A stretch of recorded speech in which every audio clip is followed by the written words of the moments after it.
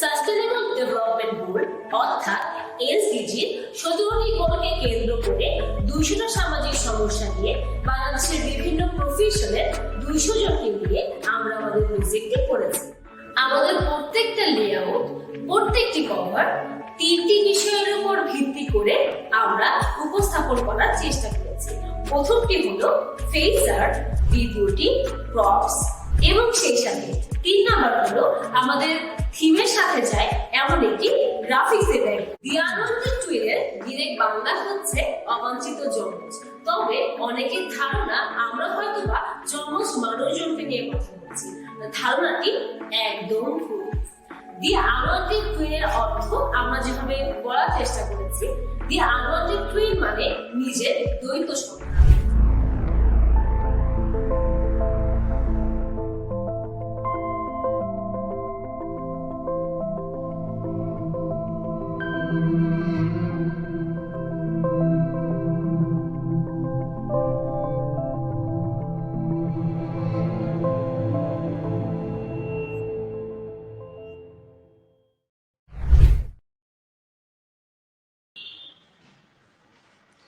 Good evening and Eid Mubarak to all around the world, whoever watching this episode, and I hope that you all are fun and having a fantastic time with your friends and family.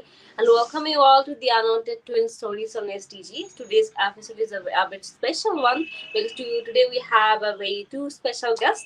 একে একে আমি দুজনের সাথে পরিচয় করে দিব। তার আগে আপনাদের আশা করছি যে আপনারা সবাই যে যেখানে আসলে আছেন ঈদের মৌসুমটা অনেকটাই ভালো কাটছেন। যদিও আসলে আমরা সবাই নিউ নরমালের সাথে একটু হলেও অ্যাডজাস্ট আসলে হয়ে গিয়েছে। আমরা এই জিনিসটা আসলে অ্যাডাপ্টেবিলিটি বা আসলে জিনিসটাকে আসলে মানিয়ে নেওয়া, মানিয়ে চলার নামই যেহেতু জীবন, সেহেতু আসলে এই ব্যাপারগুলো আসলে আমাদের মধ্য দিয়ে আসলে যেতে হয় এবং আমরা এগুলোকে ইচ্ছা করলেও কিন্তু ইগনোর করতে পারি না। আজকে আমাদের আয়োজনটা একটু স্পেশাল এবং যার জন্য আমরা দুজন স্পেশাল মানুষকে আজকে আমাদের অনুষ্ঠানে আয়োজনে আমন্ত্রণ জানিয়েছি। Please welcome Naharin Chowdhury, the head of operation of OCORE, powered by Energy Package একটা কোম্পানি আমরা সবাই জানি। নাহারিন আপুকে স্বাগত জানাচ্ছি। হ্যালো নানজিবা, ঈদ মোবারক। ঈদ মোবারক। কেমন আছেন আপু এবং কেমন লাগছে আমাদের আয়োজনে এসে, বলেন ছোট করে শুরুতে। আয়োজনটা তো অবশ্যই অনেক সুন্দর, আর কেমন আছি প্রশ্নটা একটু কঠিন আসলে, কারণ ঈদ, করোনা, এই সিচুয়েশন সবকিছু মিলে আসলে একটা মিক্সড একটা ফিলিংস কাজ করছে। কিছুটা ভয়, কিছুটা আনন্দ, বাসায় থাকা। ইটস ফাইন যে বাসায় আছি, বাট তারপরেও একটু ভয় কাজ করছে। মানে স্বাভাবিক ঈদের মতো তো ঈদ না আসলে। একদমই তাই। আমাদের today we have another special guest এবং আমার খুব পছন্দের, কারণ খুব অল্প বয়সে অনেক পরিশ্রম করা, কাজ করার সংখ্যা, মেধাবী সংখ্যা কিন্তু আমাদের দেশে অনেক কম। তো আমাদের বাংলাদেশের একজন মেধাবী যে কিনা ভবিষ্যতে আমরা প্রত্যাশা করছি যে একটা খুব ভালো একটা পর্যায়ে যাবে। Please welcome Shakilur Rahman, the founder of skmediabd.com। ধন্যবাদ আপু। তো তুই কেমন আছিস বল? এই তো ভালো। নাহারিন আপুকেও একসাথে স্ক্রিনে নে, আমরা তিনজন আজকে আড্ডা দিই, তাহলে মনে হয় অনেক বেশি ভালো লাগবে। নাহারিন আপু মনে অনলাইনে সমস্যা করছে, এইজন্য বেড়ে গেছে। আচ্ছা স্যার বল, তোর ঈদ আমি জানি যে তুই এখন মাগুরাতে আছিস যদি ভুল না হয়ে থাকে, এবং ওখানে অনেক নেটওয়ার্কে আসলে অনেক প্রবলেম, সেখান থেকে আসলে অপারেট করছিস, এটা আসলে খুব সুন্দর একটা ব্যাপার, কারণ ওখান থেকে সত্যিকার অর্থে অপারেট করা বা জিনিসগুলো করা। তো আমরা আশা করছি স্ক্রিনেও নাহারিন আপুকে দেখে ফেললাম। তো শাকিল, এখন বল যে তোর ঈদ কেমন গেল, কিভাবে কাটালি? মাগুরাতে ঈদ আসলে কেমন? আমরা তো ঢাকায় বসে আছি, আমি আর নাহারিন আপু, আমরা সেম প্রায় একই সিচুয়েশনের মধ্যে দিয়ে যাচ্ছি। তোর ওখানে কি অবস্থা? আচ্ছা, আমাদের এখানে সকালবেলা নামাজ পড়ছি মসজিদে, আর এখানে সবার মতোই গ্রামে অনেক ঢাকা থেকে প্রতিবার অনেক মানুষ আসে, এবার অনেকটা কম। প্রতি ঈদের যে ফিলটা থাকে সেই ফিলটা এবার নেই, এই পরপর 2 ঈদে কোনো ফিল নেই। মানে সবার সাথে সবাই কথা বলে না, সবাই আলাদা থাকে। আর গ্রামের অঞ্চলে আর কিছু সমস্যা আছে, অনেকেই আছে যারা মুরব্বী লোক, তারা করোনা কি আসলে করোনারে ভয়ই পায় না। করোনা আসলে কি, করোনার থেকে তারাই বেশি শক্তিশালী।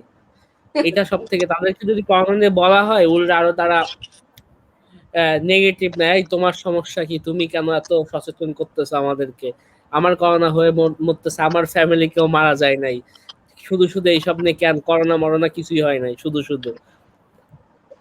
এইসব নাইন আপু আসলে এটা feel টা সম্পর্কে আছে। মতামত কি? আমার এত হাসি আসতেছে যে আমি কোয়েশ্চেনও করতে পারছি না।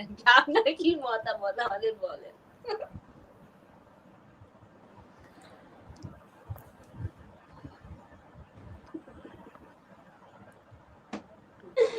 ওকে, নাহিন আপুর কানেকশনে মনে হয় হাসতে হাসতে একটু প্রবলেম হয়ে গেছে। নাহিন আপু শুনতে পাচ্ছেন? সবাইকে একটু ওয়াইফাই অফ করতে বলো না। হ্যাঁ, সমস্যা নেই। আপনার যদি প্রবলেম হয় ওখানে তাহলে আপনি আবার আউট হয়ে আবার ঢুকতে পারেন। না ঠিক আছে, তুমি কি আমাকে শুনতে পাচ্ছো? হ্যাঁ, আমি শুনতে পাচ্ছি। হ্যাঁ, আপনি আপু স্পষ্ট শোনা যাচ্ছে। হ্যাঁ, আপনি আমাদেরকে বলেন যে কি অবস্থা। ওকে,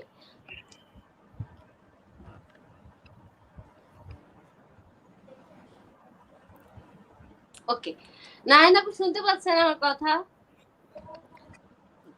আপু আপনি একবার লিভ নিয়ে আবার আসেন আমাদের মধ্যে। আপনার কথা স্পষ্ট বোঝা যাচ্ছে না আপু। আচ্ছা, সমস্যা নাই। নাহিন আপু একটু কানেকশন একটু প্রবলেম হতেই পারে। তো শাকির আমাদের সাথে আরো শেয়ার করছে আসলে এসকে মিডিয়া কখন চিন্তা হলো যে তুই এরকম একটা প্ল্যাটফর্ম নিজের উদ্যোগে করবি, কেন মনে হলো এবং করেও ফেললি কিভাবে?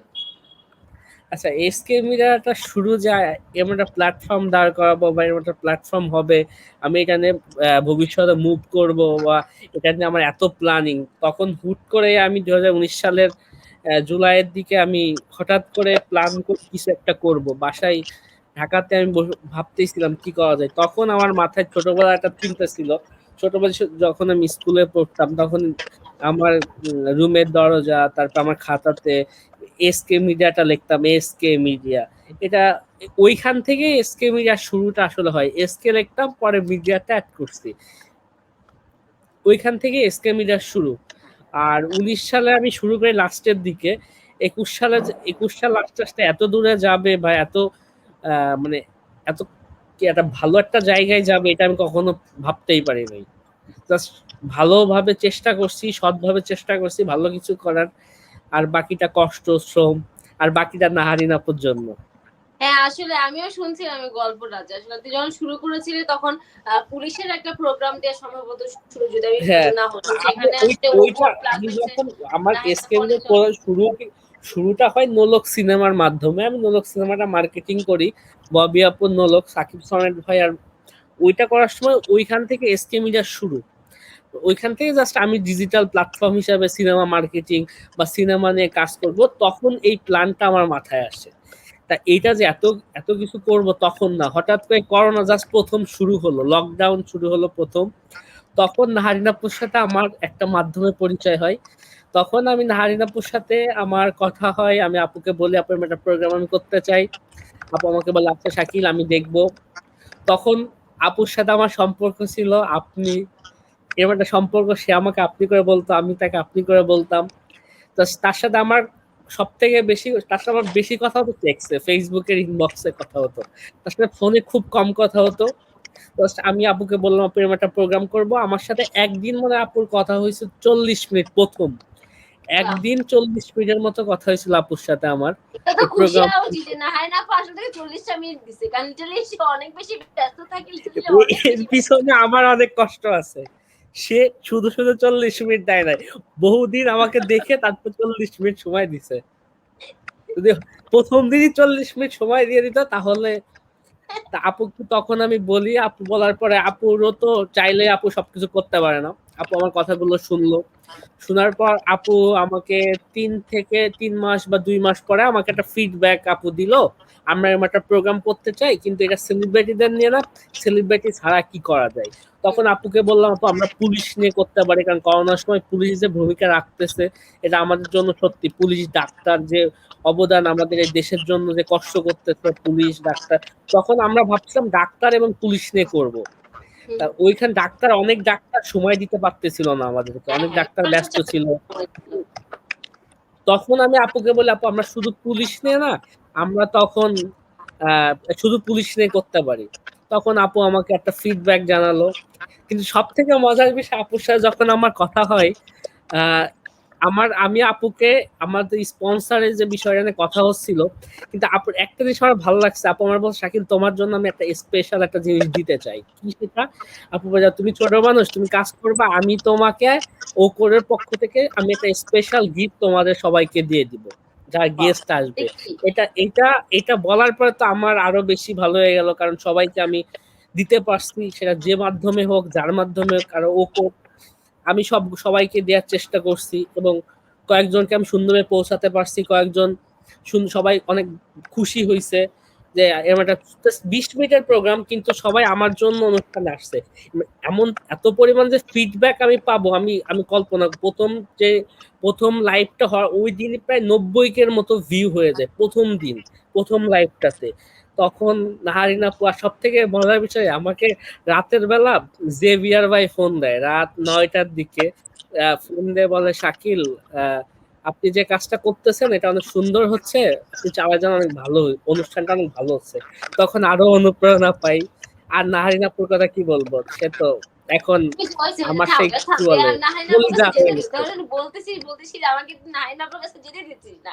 এখন আমি একটু নাহিনা আপুর কাছে মানে আসি যে আপু, আমরা ঈদের সময় পার করেছি আপনাদের যেহেতু ফ্যাশন ব্র্যান্ড, আপনাদের কিন্তু আসলে মানুষজন অনেক গিয়েছে। সো মানে কি টাইপের প্রিকশনস আপনারা আসলে মেইনটেইন করেছেন আপনাদের আউটলেট গুলাতে, আর সেলের পরিমাণ কেমন হয়েছে আগের বারের তুলনায়, এবং লস অনেকে বলে যে অনেকগুলো ফ্যাশন ব্র্যান্ড কিছুটা লসে আছে, কিছুটা কি রিকভার হয়েছে কিনা এই ঈদে? আমার যেমন ফেসবুকে আমি আজকেও শেয়ার দিয়েছি যে আমাদের মিরপুর ব্রাঞ্চ এবং উত্তরা ব্রাঞ্চ টার্গেট অ্যাচিভমেন্ট করেছে। সো ওরা গতকালকে রাতে এটা সেলিব্রেটও করেছে, চাঁদ রাতে, যে ওদের টার্গেট অ্যাচিভমেন্ট হয়েছে।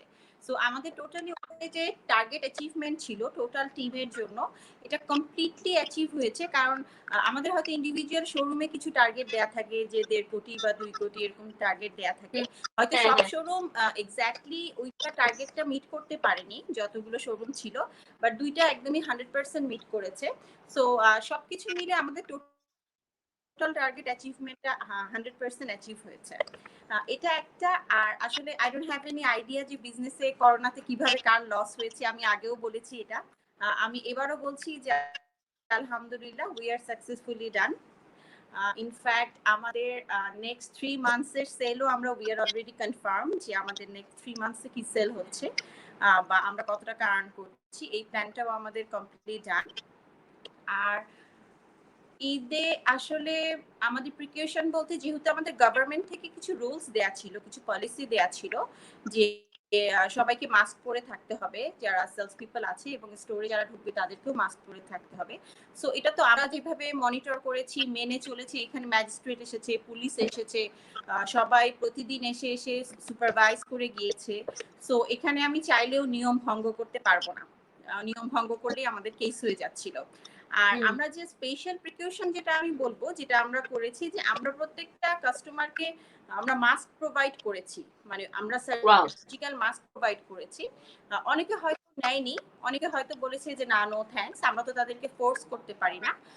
বাট আমাদের ওখানে সবসময় মনিটরিং এর জন্য মানুষ ছিল, যারা সবসময় তাদেরকে বলেছে যে আপনারা মাস্ক পরেন, হাত স্যানিটাইজ করেন, ট্রায়াল দিয়েন না।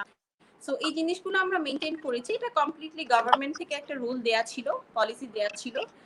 সো আমাদের ওভাবেই ওটাকে মেনটেন করতে হয়েছে। আর যেহেতু এটা একটা ব্র্যান্ড এনার্জি প্যাকেট, তো আমাদেরকে, আমি এর আগেও বলেছি যে আমাদেরকে একটু বেশি সচেতন থাকতে হয়। হ্যাঁ, এবার আপনিও খুব সচেতন থাকলে আসলে অনেক কথা বললো না, তাও আসলে। আর আপনি নতুনদেরও আমি বলি যে 40 মিনিট। হ্যাঁ আপু বলো। না, আপনি নতুনদের আসলে অনেক সহযোগিতা করেন, আমি দেখেছি, যেটুকু আসলে শুনেছি। বা আমার ক্ষেত্রে আমি যখন একটা কাজ করলাম, যেটা দিয়ে আনন্দিত আজকে যে প্ল্যাটফর্মে বসে আমরা কথা বলছি, সেখানে কিন্তু আমি জাস্ট আপনাকে বলেছিলাম যে আপনার একটা ফটোশুট আছে, আমি একটা প্রোগ্রাম করছি, আপনি কিন্তু জানতেও চান নাই, মানে you keep trust on me যে আসলে তোমার কাজ ঠিক আছে, well fine, go ahead. So এটা কিন্তু ওই সময় আমাদের জন্য বড় একটা অনুপ্রেরণা, কারণ আমরা তো এখন শিখছি। না না, আমি তোমাকে বলি, আমাদের কিন্তু অনেক ফোন আসে যে ড্রেস স্পন্সর করেন, কালকে আছে ড্রেস স্পন্সর করেন। আমরা কিন্তু করি না। ইনফ্যাক্ট অনেকে হয়তো তোমার এই লাইভ দেখে বা তোমার এই প্রশংসা বা শাকিলের প্রশংসা দেখে বলবে যে এটা কমপ্লিটলি ভুল। যে উনি সবসময় হেল্প করে না। আসলে যেটা হয় কি যে অ্যাপ্রোচটা আসলে খুব ইম্পর্টেন্ট, কারণ আমি তোমার বেশ। কাজ দেখেছি, আমি তোমাকে চিনি, এখন তুমি আমাকে কোনো একটা কিছু বললে কিন্তু আমার সেকেন্ড কোয়েশ্চেনটা আসে না। সো শাকিলের বেলায় যেটা হয়েছিল যে ও আমার 40 মিনিটসে ও কিন্তু আমাকে কনভিন্স করেছে। ওকে। ও কিন্তু আমাকে কনভিন্স করেছে যে আমি যাতে স্পন্সর করি, আমি যাতে ওকে কাজ দেই। ও কিন্তু আমাকে ফোন করে কেমন আছেন, ভালো আছেন এসব গল্প করেনি। ও আমাকে ফোন করে বলেছে ও কি কি অ্যাচিভমেন্ট করেছে, ও কি মেডেল পেয়েছে, ও কি কি উইনার হয়েছে। So the approach, the way you are talking, first প্রেজেন্টেশনটা কিভাবে দিচ্ছ, এটা খুব ইম্পর্টেন্ট। Very true. এটা খুব ইম্পর্টেন্ট। সো তুমি আমাকে যখন ফার্স্ট কল করেছিলে ইয়ামাহা শোর সময়, আই স্টিল রিমেম্বার, তো তখন তোমার অ্যাপ্রোচটা খুব সুন্দর ছিল। সো যেটা হয় যে অনেকেই অনেক সময় ফোন করে বলে যে আমাদের একটা শো আছে, এখানে আসবেন কিনা। আমার 85% আনসার হয় না। হ্যাঁ, আমি শুনেছি যে আপনি খুব একটা বেশি প্রোগ্রামে যান না। না, আমি কোন ম্যাক্সিমাম প্রোগ্রামে আমি যাই না, অনেক টিভি শোই আমি করি না। আমি খুবই সিলেক্টেড কিছু কাজ করি, কাজ না আমি বলবো যে যাই, আমি তো আর কাজ করি না মিডিয়াতে। বাট আমার ওই ফার্স্ট প্রেজেন্টেশনটা আসলে খুব ইম্পর্টেন্ট, সেটা যেই মানুষই হোক। যেমন বাবুল ভাই ইটিভির যে কোনো প্রোগ্রামে আমাকে ডাকলে আমি ইয়েস বলে দেব। সো আছে কিছু মানুষের কিছু কিছু জায়গা তো থাকেই আসলে সবার লাইফে। একদমই তাই। এবং এটা কিন্তু যারা নতুন শাকিল তোমরা ক্রিয়েট করতেছো। ও থ্যাংক ইউ। সো আমার কাছে মানে এটা যারা নতুনরা বা যারা আসলে কাজ আমরা করছি, যারা দেখছে তাদের জন্য কিন্তু এটা গুরুত্বপূর্ণ পয়েন্ট যে অনেক সময় অ্যাপ্রোচের উপরে বা কমিউনিকেশন স্কিল যেটাকে বলে, সেটাকে we grand it as a soft skill. So এটাও কিন্তু আসলে অনেক গুরুত্বপূর্ণ একটা অংশ আমাদের চলার পথে বা মানে কর্পোরেট লাইফ কিংবা হচ্ছে প্রফেশনাল পার্সোনাল প্রত্যেকটা লাইফে কিন্তু জিনিসটা অনেক বেশি প্রয়োজন হয়। আপনাকে কথা বলতে দেখে শাকিল পালিয়ে গিয়েছে, আমি জানি না ওকে আদৌ পালিয়ে গিয়েছে নাকি নেটওয়ার্কের প্রবলেম। তো শাকিলকে একটু অনুরোধ করবো স্ক্রিনে আসার জন্য। সাথে নাহিন আপুকে আরেকটা কোয়েশ্চেন করতে চাই যে সারাদিন কেমন কাটালেন? ঠিক আছে, আমরা অনেক সিরিয়াস ব্যাপারে বলছিলাম, সারাদিন ঈদটা আসলে কিভাবে কাটালো? আমি প্রথমে বলেছি আমরা একদম ঘুমিয়ে কাটিয়েছে, আর কিছু মানে উঠেছিলাম ঘুম থেকে শুধুমাত্র খাওয়ার জন্য, তারপর আবার আমি এখন ঘুমাবো। এখন আপনি বলেন যে আজকে সারাদিন কেমন গেল? আমি আসলে ঈদের প্রশ্নটা কি বুঝি নাই। দিন করতে পছন্দ করি, ঈদের দিন কাজ করা আমার ভালো লাগে না। সো আমি গতকালকে সব রান্নাবাড়ি কমপ্লিট করে ফেলেছি। সকালে হাজবেন্ডকে নিয়ে বেবিকে নিয়ে নাস্তা করলাম বাসায়, দেন দুপুরে মার বাসায় আসলাম, দেন আবার বাসায় যে কি করব ঘুমাইলাম। তারপরে হচ্ছে আবার একটু গাড়ি করে বের হয়েছি, কোথাও নামিনি, জাস্ট রাস্তা দিয়ে বাচ্চাটাকে নিয়ে একটু ঘুরলাম। তো তখন দেখলাম যে মানুষের আসলে করোনার ভয় নেই। Basically no one is wearing mask, everybody is wearing new dress, makeup, সবাই অনেক সুন্দর সেজে সেজে রাস্তা দিয়ে ঘোরাঘুরি করছে, কিন্তু কেউ মাস্ক পরেনি। তো আমি খুবই সারপ্রাইজড হয়েছি, আমার বাচ্চাটাও খুব সারপ্রাইজড হয়েছে যে ওরা কেউ মাস্ক পরেনি মামা। সো এই তো মানে এখনের ঈদ তো আর কারো বাড়িতে যাব, খালাদের বাসায় যাব, শ্বশুর বাড়ি যাব, ওই জিনিসগুলো তো আর এখন নেই আসলে না। এবং এই জিনিসটা আসলে মানে এখন একটা ফেসবুকের ঈদ হয়ে গেছে আসলে। আমরা একদম আজকে আমার কাছে মনে হয় যে সারাদিনের অ্যাচিভমেন্ট বা সারাদিন আনন্দ এটাই যে আমরা একসাথে ফেসবুকে গল্প করছি, আর এছাড়া সারাদিনটা পুরোটাই একদম বাসায় বসা বা নর্মালি টুকটাক ফেসবুকিং আর ঘুমিয়ে আসলে। কারণ আমি একটু শাকিলের কাছে যাবো। শাকিল, আমাদের একটু বল যে skmedia.bd.com থেকে আসলে কি টাইপের সার্ভিস তুই আসলে প্রোভাইড করে থাকিস, সেইগুলো সার্ভিস এবং সেই সাথে কোন কোন কাজগুলো আসলে বেশিরভাগ করা হয়?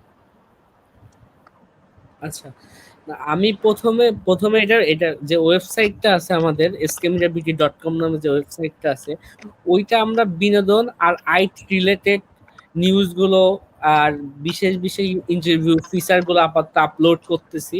জাস্ট আমরা চাচ্ছি পজিটিভ দিকগুলো তুলে ধরতে। জাস্ট মানুষ যে আমার প্ল্যাটফর্মের মাধ্যমে কিছু হলে 5টা লোক পড়বে, আজকে 5টা লোক, কালকে 10টা, আস্তে আস্তে করে আমার একটা প্ল্যাটফর্ম দাঁড়াবে। কারণ আমি যদি প্রথমেই চাই আমার নিউজটা 50,000 লোক পড়বে একদিন, এটা সম্ভব না। আমার পাঠক তৈরি করতে হবে আমার নিউজের কোয়ালিটিতে। যদি আমার নিউজ পড়ে পাঠক মনে করে না skmedia নিউজটা পড়া যায়, এই নিউজটা ভালো, লেখাটা সুন্দর এবং সরল ভাষায় লেখা, তখন যে আমার সাথে 2জন বা 3জন কাজ করে আমার টিমে, আমি সবসময় চেষ্টা করি নিউজগুলো আমার মতো করে আমি সবসময় দিতে। অনেকে আছে নিউজগুলো দেওয়ার সাথে আপলোড করে দেয়, আমি একটু সময় নেই। আমার কথা, আমি নিউজ অনেক পরে দিব, ওইটা কোনো সমস্যা নাই। আর আমার সেই ছোটবেলার কথাটা মনে গেল, আমরা হ্যালোতে যখন নিউজ পাঠাইতাম, হ্যালোতে আজকে নিউজ পাঠাইছি কালকে আপলোড হতো, আগে নিউজটা সুন্দরভাবে সব দেখার পরে তারপর নিউজটা আপলোড হতো। আমি সেই ফর্মুলাটাই ধরে রাখছি এসকে মিডিয়াতে, কারণ আমি চাই না কেউ নিউজ পাঠাবে, পাঠানোর সাথে আমি নিউজটা দিয়ে দিব, কারণ ভুল থাকতেই পারে, মানুষ বলতেই ভুল হয়। আর যখন আমি দেখবে ইন্টার শেষ করাটা ছেলে একটা প্রতিষ্ঠান চালাচ্ছে বা একটা নিউজ পোর্টাল বা একটা ডিজিটাল প্ল্যাটফর্ম চালাচ্ছে, তখন দেখে এটা কেউ মনেই করবে না না এটা ইন্টার পড়া একটা ছেলের কাজ, জাস্ট দেখে বলবে না এরা ভালো কেউ কাজ করে। আমি এই জন্য আমার কাজে সবসময় আমি কোয়ালিটিফুল করার চেষ্টা করি।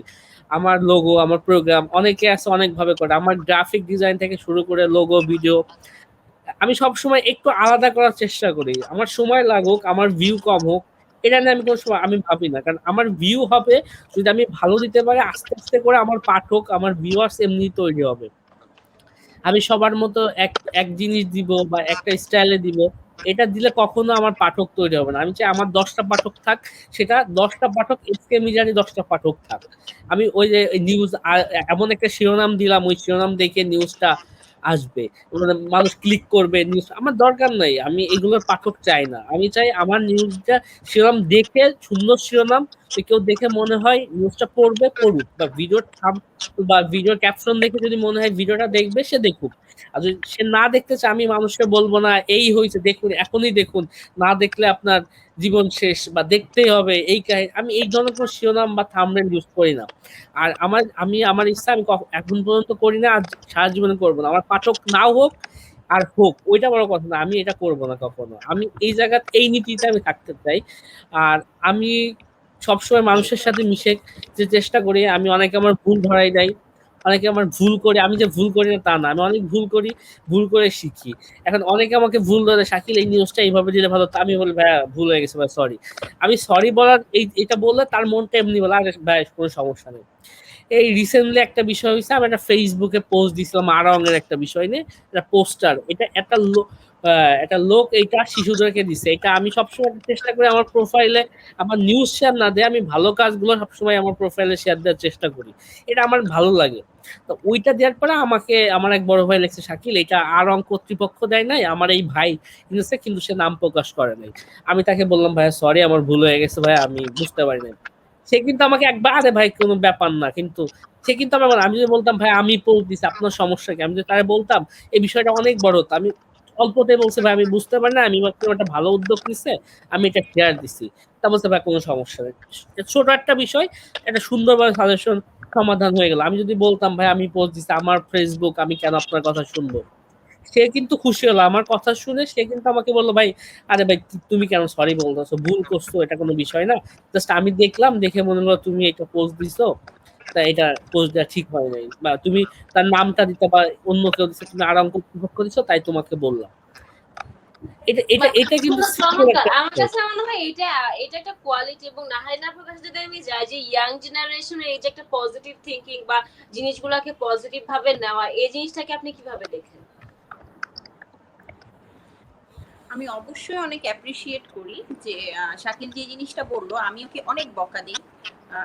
আমাকে ও মাঝে মাঝে ফোন করে বলে যে আমি এখন এটা কিনতে যাচ্ছি, বা আমি এখন এটা করতে যাচ্ছি, আমি একটা ম্যাকবুক কিনতে যাচ্ছি। তো ওর ম্যাকবুকটা মনে হয় আমার কারণেই হোল্ড হয়েছে বেশ কিছুদিন। তারপরে ফাইনালি সে আর কি কিনছে, যেটা হয় যে ফোন করে বলতেছে আমি ম্যাকবুক কিনতে যাব, আপু আমি একটা ম্যাকবুক কিনতেছি।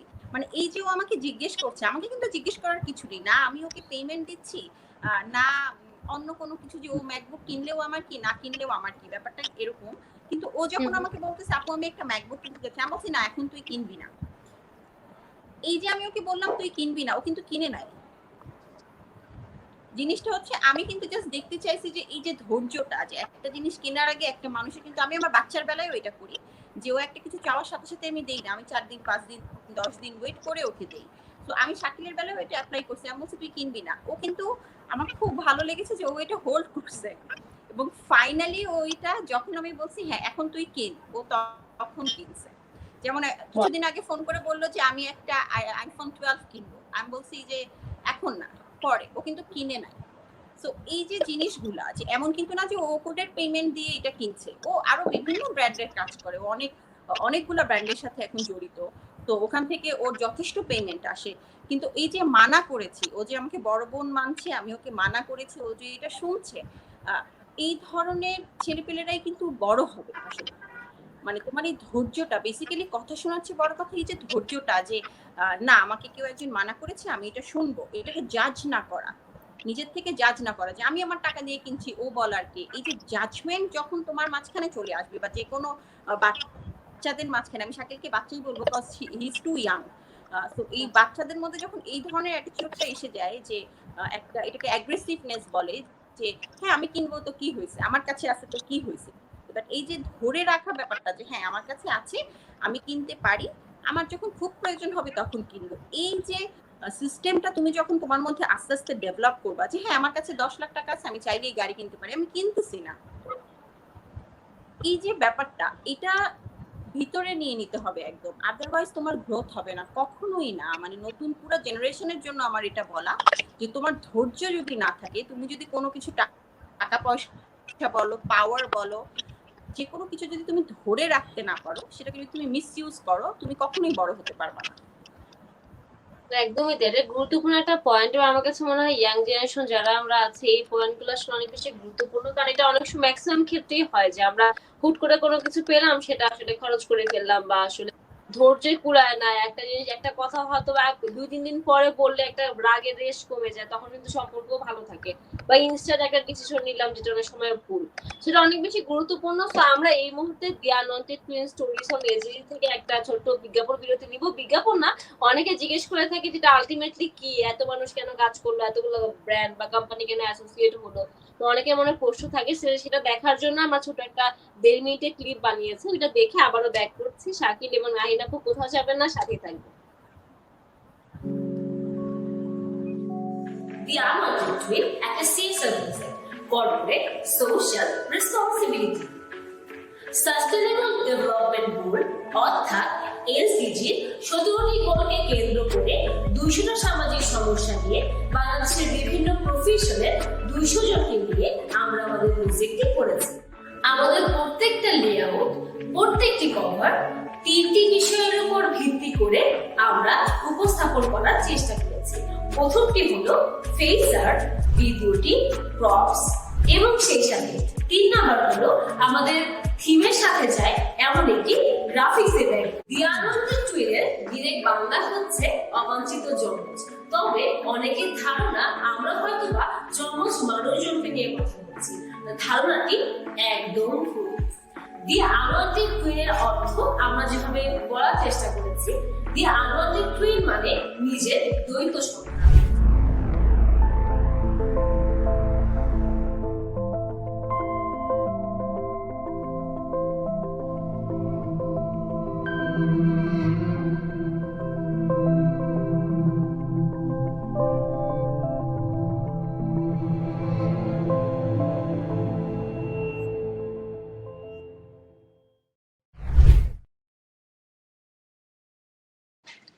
সুপ্রিয় দর্শক, আপনাদের সবাইকে স্বাগত জানাচ্ছি দি আনওয়ান্টেড টুইন স্টোরিজ অন এইচডিজির আজকের এপিসোডে। এবং আমাদের সাথে আছে নাহারেন চৌধুরী, এর সাথে শাকিরুর রহমান। আপু, আপনি দেখছিলেন আমাদের একটা প্রোমো আমরা আসলে প্লে করছিলাম। সো আপনার কাছে কি মনে হয় এই প্রজেক্ট সম্পর্কে ছোট একটা বাইট বা কোনো শুভকামনা যদি আপনি দিতে চান? প্রজেক্টটা নিয়ে আমারও অনেক কনফিউশন ছিল যে জিনিসটা আসলে কি, দেন তুমি এসে তো আমাকে ভালো মতো বুঝালা জিনিসটা আসলে কি। আমার কাছে আসলে এটার থিমটা খুবই সুন্দর লেগেছে, যে প্রত্যেকটা জিনিসেরই একটা নেগেটিভ এবং পজিটিভ দিক আছে। This is really very impressive. আর তুমি এত, মানে আমি আবার বলছি যে এত পিচ্ছি হয়ে তুমি এত বড় একটা প্রজেক্ট যে এত সুন্দর করে করেছো। আই স্টিল রিমেম্বার তোমার ফার্স্ট কল ড্রেসের জন্য, তোমার পোলাইটনেস, দেন তুমি অ্যাজ এ গেস্ট আমাকে ডাকলা, আমি বললাম যে আমি কোনো ব্র্যান্ডের কাপড় পরতে পারবো না বিকজ আমি একটা ব্র্যান্ডে আছি।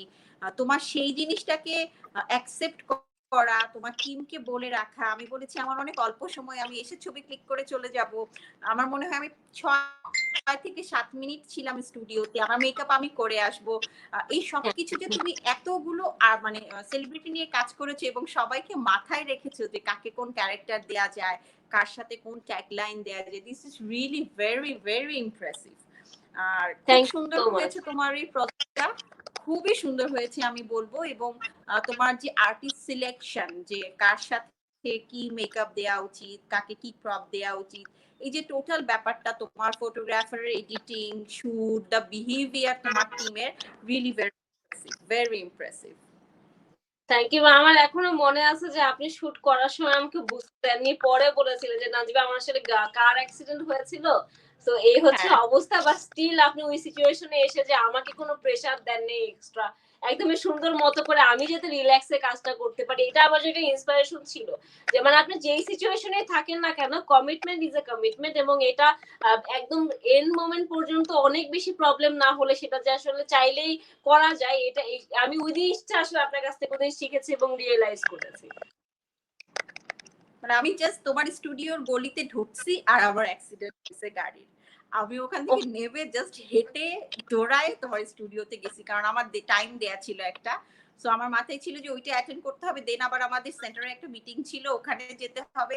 সো সব মিলে মানে আমার ওই দিন নিজের কাছে মনে হচ্ছিল ইয়েস আই ডিড ইট, মানে আমি সবগুলা জিনিস অন টাইমে করতে পেরেছি। Definitely we had done it, এবং খুব মানে খুব পারফেক্টলি, মানে কি সুন্দর করে সবকিছু ম্যানেজ করেছেন। I am so proud of you. এখন আপু আমি যদি আরেকটা প্রসঙ্গে আপনার কাছে আসি, যে যারা ভবিষ্যতে আসলে ফ্যাশন ডিজাইনার হতে চায় আপনার মতো, তারা আসলে প্রিপারেশনটা কিরকম নেওয়া উচিত? যে দেখে দেখে, এখন যেমন হয় যে দেখে দেখে ডিজাইনার হয়, একাডেমিক প্রয়োজন হয় না। অনেকে মনে করে যে ডিজাইনার তো হবে, এটা এমন কি, টাকা আছে একটা শোরুম দিয়ে দিব, যেটা আমরা গত লাইভে আলাপ আলোচনা করছিলাম। তো আপনার কাছে কি মনে হয় এই মুহূর্তে ডিজাইনার হতে হলে কোন কোন ব্যাপারগুলো অনেক বেশি দরকার? মানে শুধুমাত্র একাডেমিক ব্যাকগ্রাউন্ডের বাদেও কমিউনিকেশন স্কিল আছে, আর অনেক কিছু আছে। এই যে জিনিসটা হচ্ছে যে ডিজাইনার ইজ এ কম্বিনেশন, তোমার যেমন বিউটি ইজ এ কম্বিনেশন, সেরকম fashion designer is a combination. আর ডিজাইনিং সেক্টরটা কিন্তু অনেকগুলো ভাগে ভাগ করা। হ্যাঁ, অনেকে আছে যারা শুধু ইলাস্ট্রেশন করছে, হ্যান্ড ইলাস্ট্রেশন করছে, কিছু মানুষ আছে শুধু ট্যাগ প্যাক বানাচ্ছে, কিছু মানুষ আছে যারা হয়তো বা উইমেন্স ওয়্যারের 10টা ডিজাইন করতে হচ্ছে মাসে সেটা করছে, কেউ কেউ হয়তো 60টা ডিজাইন করছে, কেউ টি শার্ট ডিজাইন করছে, কেউ জার্নালিজমে গিয়েছে। সো এটা অনেক বড় একটা সেক্টর। আসলে আমার মনে হয় যে পড়তে আসার আগেই ফার্স্টেই যে একটা থট তুমি বললা যে হ্যাঁ ডিজাইনার এটা আর এমন কি পড়া, বেসিক্যালি এটা এরকম কোনো কিছু না। যদি প্রপারলি ডিজাইনিংটা শিখতে হয়, এখানে অনেক সাবজেক্ট আছে, অনেক পড়তে হয়। মানে কেউ যদি ভাবে যে ডিজাইনিং পড়তে হয় না, আমাদের ইন্ডাস্ট্রিতে কিন্তু প্রচুর ডিজাইনার যারা নিজেদেরকে সো কল ডিজাইনার বলছে, তারা কিন্তু শান্ত মরিয়মে কমপ্লিট করেনি পড়া। তারা first second semester, third semester, maximum fourth semester করে তারা স্কিপ করেছে, এবং তারা কিন্তু ইন্ডাস্ট্রিতে কাজ করছে, এবং তোমরাই তাদেরকে অনেক ফেমাস ডিজাইনার বলে তাদেরকে টাইটেল দিয়ে দিচ্ছ। তারা কিন্তু শান্ত মরিয়ম কমপ্লিট করেনি, তারা শান্ত মরিয়ম কমপ্লিট করেনি। সো কমপ্লিট করতে হলে যদি আমি মনে করি আমি পড়াটা কমপ্লিট করব, আমার মনে হয় মেন্টালি প্রিপারেশন রাখা উচিত যে 4টা বছর আমি ডিজাইনিং এই দিব, আমি পড়বো, আমি জানবো, আমাকে প্রতিদিনই পড়তে হবে। ইউনিভার্সিটির পড়া বাদেও কিন্তু অনেক রিসার্চ আছে, যেমন আমি কিন্তু বারবারই বলি যে যে ডিজাইনারটা আজকে বের হয়েছে সে আমার চেয়ে অনেক বেশি নলেজেবল, কারণ সে অনেক বেশি টেকনোলজির সাথে এসেছে। আমরা যখন ডিজাইনিং মানে আমরা যখন হাতে মোটিভ ডিজাইন করেছি, আমি কিন্তু গুগল দেখিনি, আমি কিন্তু অত ফ্রেন্ডলি ছিলাম না গুগলের সাথে যে আমি সার্চ দিয়ে একটা ডিজাইন বের করে দেখে এঁকে ফেলবো।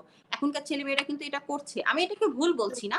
অবশ্যই টেকনোলজি যদি আমার সময়ও যদি এটা অনেক ইজি অ্যাক্সেস থাকতো, আমিও যদি স্মার্ট হতাম, আমিও হয়তো করতাম।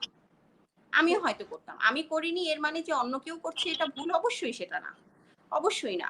যে টেকনোলজিতে অনেক সাউন্ড হতে হবে, কারণ এখন কিন্তু ম্যাক্সিমাম ডিজাইনই আমরা ওয়াকামে করছি। আমাদের যেমন আমাদের উপরেই কিন্তু পেন্সিল, পেন, খাতা, কোনো ডিজাইনিং এর জন্য কোনো মানে কোনো ধরনের মানে ইকুইপমেন্ট কিন্তু আমাদের নেই। আমরা কিন্তু কোনো ধরনের এই ধরনের স্টেশনারি কোনো ধরনের কোনো কিছু দিয়ে আমরা ডিজাইন করি না। আমাদের কিন্তু 100% কম্পিউটারাইজড সবকিছু, যেটা সাধারণত গার্মেন্টস গুলোতে হয়ে থাকে, বাট আমাদের উপরে কিন্তু 100% কম্পিউটার। যেহেতু আমি লিড করছি, এটা আমারই একটা রিকোয়ারমেন্ট ছিল যে টেক প্যাকে কাজ করতে হবে। সো এই 4 ইয়ার্স হলো এটা এভাবেই চলে আসছে। তো আমি থাকি না থাকি হয়তো এটা এভাবেই চলবে, এই প্র্যাকটিসটা হয়ে গেছে ওপরে। সো আমি বলবো যে টেকনোলজিতে খুব সুন্দর মানে খুব বেশি সাউন্ড হতে হবে, আমাকে খুব বেশি আমি ড্রয়িং করতে পারি, আমি মানুষের ছবি আঁকতে পারি, আমি ফুল ফল আঁকতে পারি, আমি ডিজাইনার হতে পারবো এরকম না।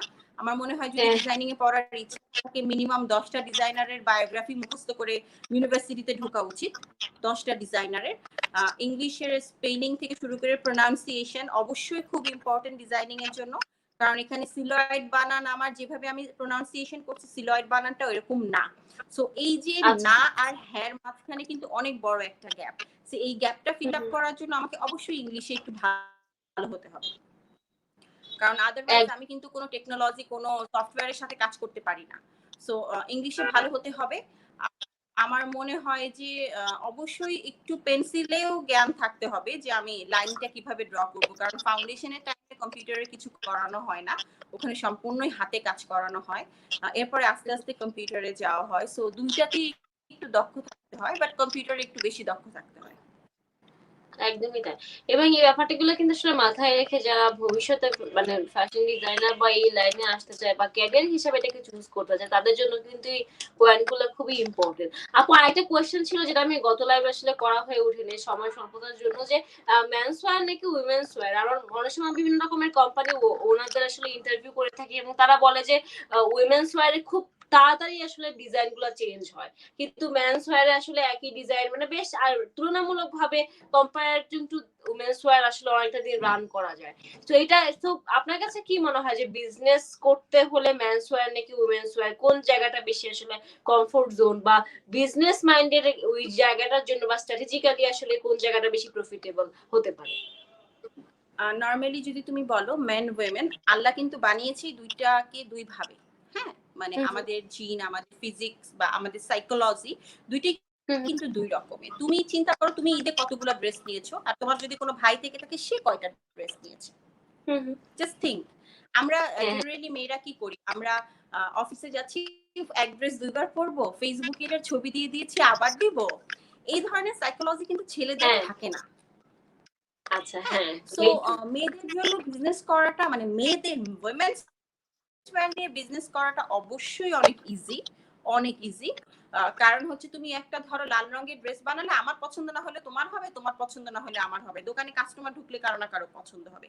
But men's wear is far মানে অনেক বেশি মানে ডিফিকাল্ট, কারণ তুমি একটা ছেলেকে কনভিন্স করে তুমি কয়টা শার্ট কিনাবা, ও তো শার্ট পরেই 5টা কালারের, ও শার্ট পরেই 5টা কালারের, এই 5টা কালারের মধ্যে তুমি ওকে কয়টা কিনাবা প্রতি মাসে। বাট আমার মনে হয় ইটস আ চ্যালেঞ্জ। ওকোট কিন্তু মেন্সওয়্যার ব্র্যান্ড, এবং আমি যেহেতু আমার ক্যারিয়ারের শুরুটা মেন্সওয়্যার দিয়ে হয়েছে, সো আমিও মেন্সওয়্যারই স্পেশালিস্ট, স্পেশালি ফর্মালে।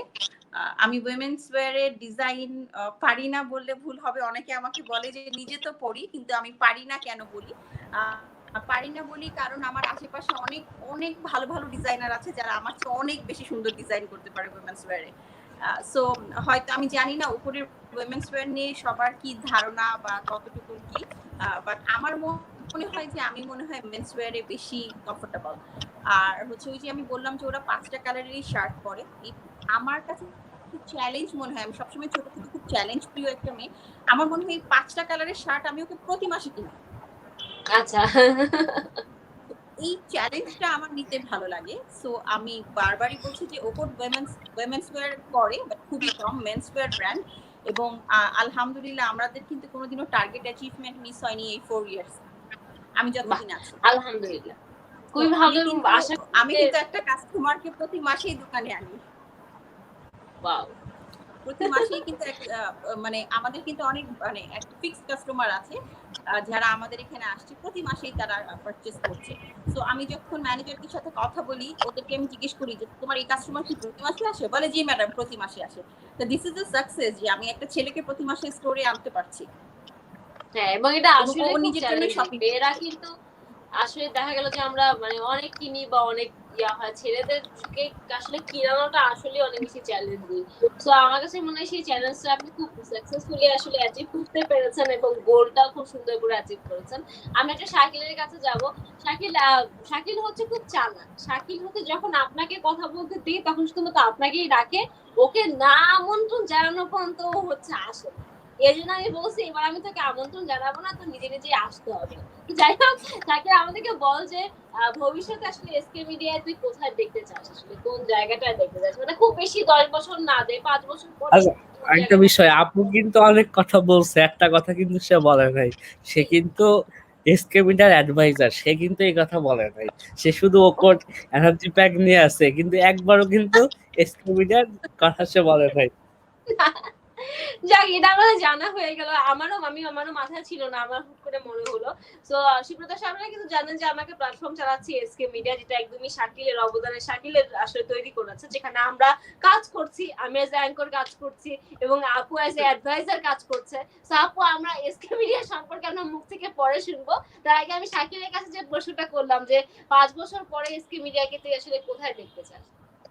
আচ্ছা, আমি আমি কাউকে ফলো করি না কখনো, আমি কাউকে ফলো করতেও চাই না কখনো, কিন্তু আমি একটা জিনিস দেখি, 10 মিনিট স্কুলের 10 মিনিট স্কুল যখন আমার মতো ইয়াং ইয়াং কিছু তরুণ ছেলেরা কাজ করে আজকে এমন একটা প্ল্যাটফর্মে দাঁড় করাইতে পারছে, আমি কেন পারবো না? আমি সব সুযোগ প্রথম তো কেউ কোনো সুযোগ সুবিধা পায় না, এটা বাস্তব কথা। যদি আজকে আমার যোগ্যতা আছে, আমি কাজ দেখাইতে পারছি, আমি মানুষের সাথে সুন্দর ব্যবহার করতে পারছি, আজকে আমি এই জায়গাটায় আমার জায়গাটা করতে পারছি। আমি আরেকটা বিষয় বলি, নাহারিন আপুর সাথে কিন্তু আমার খুব অল্প দিনের সম্পর্ক, কিন্তু সম্পর্ক কিন্তু অনেক গভীর। এখন বিষয়টা কেমন, সে আমার বড় বোন, আমি তার ছোট ভাই, এই একটা সম্পর্ক হয়ে গেছে। আমি কিন্তু শুধু নাহারিন আপুর ওকর না, আমি অনেকগুলো ব্র্যান্ডের সাথে কাজ করি, অনেকগুলো কোম্পানির সাথে কাজ করি, কিন্তু সবার সাথে কিন্তু এই সম্পর্কটা আমার হয় নাই। সবার সাথে কিন্তু কথা হয়, এটা ঠিক, কথা হয়। ঈদে, এই যে ঈদে গেল সবাই ফোন দিছে, আমিও ফোন দিছি, আপু কেমন আছেন, ভাইয়া কেমন আছে, সব ঠিক আছে। কিন্তু নাহারিন আপুর সাথে কিন্তু আমার একটা মানে কি বলে, একটা রক্তের সম্পর্কের মতো একটা হয়ে গেছে। সে কিন্তু আমাকে সবসময় একটা কথা বলে, তুই একটা ফালতু। এই কথাটা যখন বলে আমার ভালো লাগে, এই কথা যখন বলে আমাকে আমার ভালো লাগে। সে আমাকে নাম্বার টেক্সট দেয়, কি করিস ফালতু, এই কথা যখন বলে আমার তখন খুব ভালো লাগে যে সে তো একটা কথা, সবার সাথে তো একটা জিনিস। নাহারিন আপুকে সুন্দর করে গাইড করে, যেটা অনেক বেশি গুরুত্বপূর্ণ। হ্যাঁ, এখন নাহারিন আপুর বিষয়টাকে আমি ওই যে আপু যে কথাটা বললো, আমি যে নাহারিন আপু যে কথাটা প্রথমে বললো, আমি যেটা কিনবো বা যেটা করব, আমি কিন্তু আপুকে বলি, আপু যে আমার কথা শুনবে বা আমি আপুর কথা শুনবো, আপু কিন্তু আমাকে ওইভাবেও কিন্তু আমি কেন আপুকে বলবো? আমি তো আরো অনেক কোম্পানির লোক আছে, অনেক ব্র্যান্ডের লোক আছে, অনেক প্রতিষ্ঠান আছে, আমি কেন তাদের কাছে বলি না? শুধু নাহারিন আপুর কাছে কেন বলি? তার সাথে আমার আলাদা সম্পর্ক। সে আমাকে বলছে শাকিল ম্যাকবুক কিনিস না, আমি কিনি নাই, পরে কিনছি।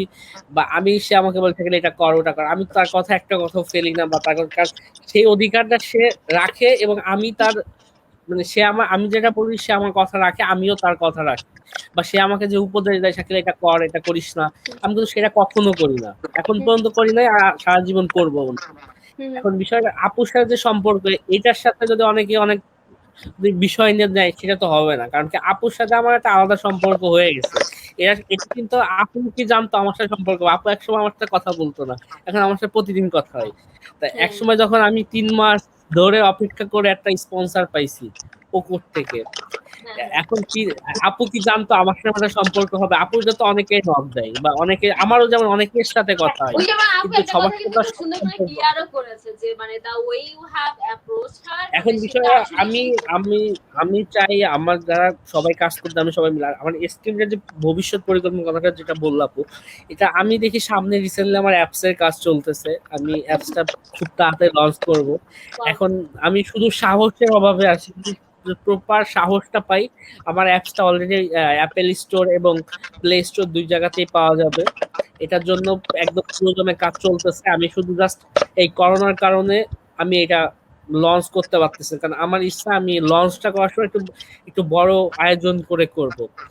আর আমি যখন সাংবাদিকতার পাশাপাশি এটা এখন আমার ফিউচার হয়ে গেছে, কারণ আমি যখন একটা জায়গায় এখন পর্যন্ত যে জায়গাটায় গেছি, আল্লাহর রহমতে আমি সফল হয়েছি। তা আমার ইচ্ছা আমি এসকে মিডিয়া অনেক দূর নিব। আর সব থেকে বড় কথা, আমার পাশে যে লোকগুলো আছে সবাই আমাকে অনেক হেল্প করে। এটা এক কথায় মানে তারা যদি আমাকে হেল্প না করতো, সবাই যে শুধু টাকা দিয়ে হেল্প করবে এটা কিন্তু না, একটা কথাই অনেক টাকার কাজ হয়ে যায়। আমি একটা কথা বললাম, আমি অ্যাপস করবো, আমাকে বলছে শাকিল এখন অ্যাপস করবি পরে অ্যাপস কর। আমি ঠিক আছে, আমি অ্যাপস করলাম না। আরেকটা সময় আছে যেখানে আমার 2 লাখ টাকা খরচ হতো অ্যাপস করতে বা 5 লাখ টাকা খরচ হতো, ওই অ্যাপসটা আমি 50,000 টাকায় করতে পারতেছি। Very true. তা আমি সবার কথা শুনি, আমি কখনো কারো কথার, আমি কোনো, আমাকে যারা উপদেশ দেয় বা আমাকে যারা ভালোবাসে, আমাকে যা গার্ড, আমি আমি সবসময় সবার কথা শুনি, আমি কোনো কথা বলি না। আমি তো জানি আমি কি করবো, এটা তো আমার মাথায় আছেই। কিন্তু আমি যেটা করবো এটা আমার মাথায়, আমি যেটা এই 1 মাস আগে থেকে যেটা আমার মাথায় ঢোকে ওটা আমি করবোই। কিন্তু তারপর সবকিছু সিস্টেম বুঝে আমি সবার মন রক্ষা করে করার চেষ্টা করি। এখন আমার যে অ্যাপসটা আসবে, আমি অনেক আগে থেকে 2019 সাল 20 সালের লাস্টের দিকে, আমি ডিসেম্বরের দিকে চিন্তা ভাবনা করছিলাম আমি অ্যাপসটা লঞ্চ করব, এবং অ্যাপসটা নিয়ে আমি অলরেডি কাজ শুরু করছি। আমি কয়েকটা প্রতিষ্ঠানের সাথে আমার কথা হয়ে গেছিল, এবং কয়েকটা কোম্পানি আমার সাথে আসতেও চাচ্ছিল। এসকে মিডিয়া যে ওরা থাকবে, আমি সবকিছু নিয়ে আমি ওদের স্পন্সর, ওদের সাথে আমি টোটাল একটা বিষয়টা নিয়ে প্রতিষ্ঠানের সাথে কথা বলবো। টোটাল আমি একদম, আমি দেখি না এখানে আমি কাজ করার স্কোপ পাবো, আমি যে ফুটকাটা কোম্পানিকে ঢুকাবো পরে আমি আমার কাজটা ঠিক মতো করতে পারবো না, আর সম্পর্ক নষ্ট হবে। এই জন্য আমি চাচ্ছি আমি বুঝে শুনে কাজটা করি। যদি কোনো কোম্পানি আমার সাথে বা কোনো প্রতিষ্ঠান আসতে চায়, ওয়েলকাম। আর যদি কেউ না আসতে চায়, আমি আমার মতো করে করব। আচ্ছা, আর এক জিনিস স্পেশালি আমি আমাদের সাথে থাকে, আমি তো নাহিনা আপুর কাছে যাবো। আপু, অনেক সময় হয় যে যারা আসলে কাজ করে বা আমরা যারা নতুন কাজ করছি, আমরা ইমোশনালি অনেক ডিসিশন নেই। সো এইটা কিন্তু পরবর্তীতে কাজে অনেক বেশি ইফেক্ট ফেলে। সো এটা সম্পর্কে আপনার কাছে কি মনে হয় যে ইমোশন কন্ট্রোল করা বা এই জিনিসগুলো আসলে কিভাবে জিনিসগুলো থেকে বের হয়ে যায়? বা অনেকে ইয়াং যারা বেশিরভাগ কাজ করে, আমরা যখন এই প্রজেক্টটা করেছি বিয়ান ওয়ান্টেড টুইন, আমরা তো প্রচুর ছেলে মেয়েদের সাথে আসলে 4.5 বছরের প্রায় রিসার্চের প্রজেক্ট আমার। দেখা গেল যে কাজ করছে, প্রফেশনাল বা এই ক্যারিয়ার লাইফে ঢুকছে, হুট করে প্রেমের একটা সম্পর্কে জড়িয়ে গেল, এবং এটা আলটিমেটলি তার কাজের উপর অনেক বেশি ইফেক্ট ফেলে। সো এই যে ইমোশনটাকে কন্ট্রোল করা বা কাজ আর ইমোশনকে একসাথে, প্রফেশনাল পার্সোনাল লাইফটাকে একসাথে মানে মিশিয়ে না ফেলা, এই ব্যাপারগুলো কিভাবে আসলে স্কিল ডেভেলপ করা যায়, আপনার কাছে কি মনে হয়? দেখো, আমার ইউনিভার্সিটিতে যখন আমাদের একটা সাইকোলজির উপরে ক্লাস ছিল, দ্যাট টাইম আমাদের একটা টিচার আমাদেরকে একটা স্পিচ দিয়েছিল। ওইটাই একটু বলি তোমাকে, যে কোনো মানুষ যখন কোনো ডিসিশন নেয়, আমরা কিন্তু অনেক সময় দেখি অনেক অনেক তোমার রিয়েল স্টোরিতে বা অনেক ধরনের ক্রাইমের স্টোরিতে আমরা দেখি যে হুট করে কেউ মার্ডার করে ফেলেছে, হুট করে কেউ কাউকে ধাক্কা দিয়ে ফেলে দিয়েছে, হুট করে জিনিস ভেঙে ফেলেছে। তো ওখানে আমাদের একটা টিচার ছিলেন, জাফর স্যার। উনি আমাদের সাইকোলজির উপরে একটা ক্লাস নিয়েছিলেন, ফ্যাশন ডিজাইনিং এ। মানে ক্লায়েন্ট সাইকোলজি বোঝার জন্য আমাদেরকে কিছু সাইকোলজিক্যাল কিছু ক্লাস ছিল। তো ওখানে উনি আমাদেরকে একটা বলেছিল যে কখনো যদি কোনো ডিসিশন নিতে হয়, তোমাকে 3.5 মিনিট তুমি নিজেকে সময় দিবা। ধরো তোমার এখন মনে হলো যে আমি এই কাজটা করবো, লাইক আমি এই ফ্লাওয়ার কাপটা ভেঙে ফেলবো। তখন তুমি তুমি তুমি বুঝতেছো যে এটা একটা ডিসিশনটা খারাপ হতে পারে, বা এটা ভুল ডিসিশন হতে পারে, বা কিছু বা এটা ভালো ডিসিশন হতে পারে। তুমি 3.5 মিনিট তোমাকে তুমি সময় দিবা। 3.5 মিনিট পরে যদি তোমার মনে হয় এটা ভাঙা উচিত, তাহলে এটাই বেস্ট ডিসিশন। সো যে কোনো ডিসিশন হুট করে নেওয়া, এটা আসলে সেটা রাগের মাথায় হোক, ঠান্ডা মাথায় হোক, হুট করে কোনো ডিসিশন নেওয়া যাবে না। আমাদের সাবজেক্ট চুজিং এর বেলায় হোক, ক্যারিয়ারের বেলায় হোক, প্রফেশনের বেলায় হোক, কোনো হুট করে ডিসিশন নেওয়া যাবে না যে হঠাৎ আমার মনে হলো আমি এটা করব, আমি এটা করব। যেমন আমি কিন্তু আমার সেকেন্ড জবটা হুট করেই ছেড়ে দিয়েছি। আমার মনে হয়েছে আমি ছেড়ে দিব, আমি ছেড়ে দিয়েছি। আমার কোনো রিগ্রেট নেই যে আমি ছেড়ে দিয়েছি। বাট তোমার হুট করে জব ছেড়ে দিয়েছি, আমি ধরো 15 দিনের মাথায় আরেকটা জবও পেয়ে গিয়েছি। এই জবটা কিন্তু আমি নাও পেতে পারতাম। আমি যখন রিয়েলাইজ করি যে ওই 15 ডেজ পরে যদি জবটা আমি না পেতাম, তখন এমন কিন্তু না যে আমার টাকা দিয়ে আমার সংসার চলে, কিছুই না, কিন্তু আমার কিন্তু একটা ক্যারিয়ারের ব্রেক এসে যেত। আমার কিন্তু ক্যারিয়ারের ব্রেক এসে যেত। সো লাকিলি আল্লাহর রহমতে আমি 15 ডেজ পর আরেকটা মানে একটা ব্র্যান্ডের সাথে আমি জড়িত হই। কিন্তু আমি কিন্তু জবটা খুব রাগের মাথায় ছেড়ে দিয়েছিলাম, হুট করে ছেড়ে দিয়েছিলাম। সো এবং আমি যখন জবে ঢুকি, তখন আমার একটা ফ্যামিলি ফ্রেন্ড বলেছিল যে তুই তো 3 মাস থেকে 6 মাসের বেশি থাকতে পারবি না, কারণ তুই অনেক ইমপেশেন্ট, তুই অনেক ফাস্ট ডিসিশন নিস। আমাকে এই কথাটা বলেছিল। এবং আমি যখন জবটা ছেড়ে দিয়েছি, ও আমাকে বলেছিল কি বলেছি। তো ওই টাইমে আমার মনে হয়েছে যে আমাকে অন্য মানুষ রিড করে ফেলছে, জাস্ট বিকজ যে আমি হুট করে কোনো ডিসিশন নিয়ে নেই। এবং এটা আমার ফ্যামিলি ফ্রেন্ডস, আমার ফ্রেন্ডস সবাই এটাকে মানে খুব ইজিলি আমাকে রিড করে ফেলছে যে আমি এটা করতে পারি। সো দ্যাট টাইম আমি ডিসাইড করি যে না, আমার ইউনিভার্সিটি স্যারদের কথা মনে হয়, ওই লেকচারের কথা মনে হয়, এবং আমার মনে হয় যে না, আমার একটু পেশেন্ট থাকা উচিত, আমি কি করব এটা ভাবা উচিত, আমার গোল কি হবে দেখা উচিত।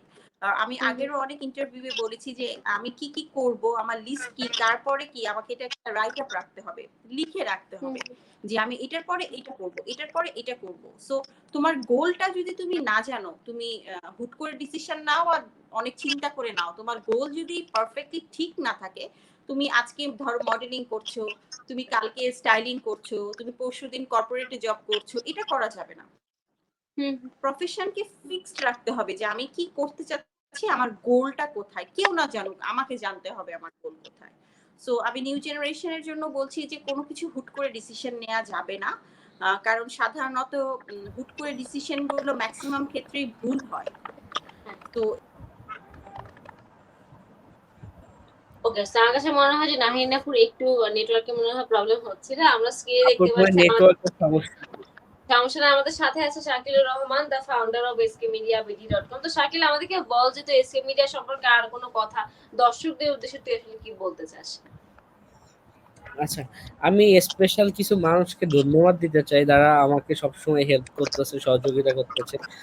যেমন আমি এসএসবি লেদারের আরিয়ান ভাইকে ধন্যবাদ দিতে চাই, যে সে শুরু থেকে ও কোডের পরে আমার আমার অনেক দীর্ঘদিন যাবত আমার সাথে এসকে মিডিয়াতে স্পন্সর করছে। তারপর রিস্কিক নামে একটা নতুন ব্র্যান্ড, ওরা অনেক ভালো জুতা স্যান্ডেল, তারপরে কিছু অনেক প্রোডাক্ট ওরা আমার সাথে দীর্ঘদিন যাবত ছিল। তারপরে স্পেশাল আমি ধন্যবাদ দিতে চাই প্রদীপ কুমার তালুকদার স্যারকে, যে জাস্ট রয়্যাল কফির ওনার। স্যারের সাথে আমার দীর্ঘদিনের পরিচয়। স্যারের সাথে একটা প্রতিষ্ঠানে আমি জব করতাম, স্যারের একটা প্রতিষ্ঠানে আলোবা নিউজ 24-এ। ওইখান থেকে জব করার পর আমি অন্য একটা প্রতিষ্ঠানে জব করি। তখন থেকে স্যারের সাথে আমার একটা খুব ভালো সম্পর্ক। আর স্যার আমাকে যে সুযোগটা দিচ্ছে, এটা আমি সত্যি স্যারের কাছে কৃতজ্ঞ। কারণ স্যার এরকম একটা সুযোগ আমাকে করোনার সময় দিছে, এটা আমি সত্যি তার কাছে অনেক কৃতজ্ঞ এবং ধন্যবাদ দেই তাকে। যে সত্যি এই করোনার সময় যে এরকম একটা প্রতিষ্ঠান আমার সাথে আসছে এবং এরকম একটা শোতে, রাতের আড্ডার পুরো show power by Royal Coffee ছিল। তো আমি স্যারকে ধন্যবাদ দিতে চাই।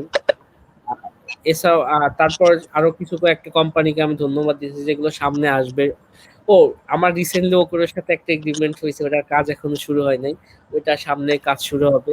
আর নাহারিন আপুরে তো ধন্যবাদ দিব না, আর কখনো ধন্যবাদ দিব না, সে ধন্যবাদ দিতে দিতে শেষ, আর ধন্যবাদ দেওয়া যাবে না। যে ওকে, কটা থ্যাংক ইউ। কোম্পানি। আর কোনো হ্যাঁ কিছু বলার থাকলে বল, আর অনুষ্ঠানের প্রায় শেষ পর্যায়ে চলে আসছি। আর হ্যাঁ, দর্শকদের উদ্দেশ্যে যদি কিছু বলতে চাস। আচ্ছা, দর্শকদের উদ্দেশ্যে বলবো, আপনারা এসকে মিডিয়ার ভিডিওগুলো এবং নিউজগুলো পড়েন। যদি কোনো ভুল মনে হয়, কোনো কিছু যদি মনে হয় এগুলো চেঞ্জ করতে হবে, অবশ্যই আপনার কমেন্ট আছে, কমেন্ট করতে পারেন এবং আমাদেরকে ইনবক্স করতে পারেন। আর যদি স্পেশাল যদি বেশি অভিযোগ থাকে, তাহলে আমাদের ফোন নাম্বার আছে, আপনি ফোন করেও বলতে পারেন। জাস্ট আপনারা শুধু আমাদের ভুলগুলো ধরাই দেন। জাস্ট আমরা চেষ্টা করবো আপনাদের মতো করে সুন্দর করে আমরা করতে। আমি চাই আমার যে প্রথমে যে কথাটা বলতেছিলাম, আমি আমার অনেক পাঠক চাই না, আমি কিছু কিছু পাঠক আমি চাই, যে সবগুলো আস্তে আস্তে করে জাস্ট এটা যে বিনোদন, আইটি রিলেটেড এবং খেলাধুলা এবং স্পেশাল ফিচার বা ভিডিও কন্টেন্ট পাওয়া যায়, আমার আলাদা একটা দর্শক ক্রিয়েট হোক, যে দর্শকরা শুধু এসকে মিডিয়া নিউজ, বাকি সবগুলো কোনো সমস্যা নেই, কিন্তু তারা এসকে মিডিয়া জাস্ট দিনের ভিতর হলে একবার ঢুকবে, আমাদের অ্যাপসটা একবার হয়তো ফোনে ঢুকে দেখবে কি নিউজ আপলোড হয়েছে, কি ভিডিওটা আপলোড হয়েছে, একবার হলেও দেখবে। জাস্ট এটাই বলা। আর সবাই আমাদের জন্য দোয়া করবেন, আমরা খুব ছোট মানুষ, জাস্ট আপনাকে দোয়া ছাড়া আর কিছু চাওয়ার নেই, দোয়া সহযোগিতা, এটাই একদমই তাই। যেভাবে শাকিল ভালো থাক, সুস্থ থাক এবং তোর ফোকাসটা একদম সঠিক থাকুক, সেটাই তোর জন্য অনেক বেশি প্রত্যাশা এবং শুভকামনা রইল এসকে মিডিয়ার জন্য। আমরা অনুষ্ঠানে একেবারেই শেষ পর্যায়ে চলে এসেছি। আমরা সর্বশেষ নাহিনা আপুর কাছে যাব, যে আপনি এসকে মিডিয়ার অ্যাডভাইজার হিসেবেও কিন্তু যুক্ত আছেন এবং শাকিলকে গাইডলাইন দিচ্ছেন এবং সুন্দর করে কিন্তু এসকে মিডিয়ার আরো আমাদের কিন্তু প্ল্যাটফর্ম এবং দিক নির্দেশনাটাও কিন্তু অনেক বেশি জরুরি, যেটা অনেক সময় আমরা ভুলে যাই।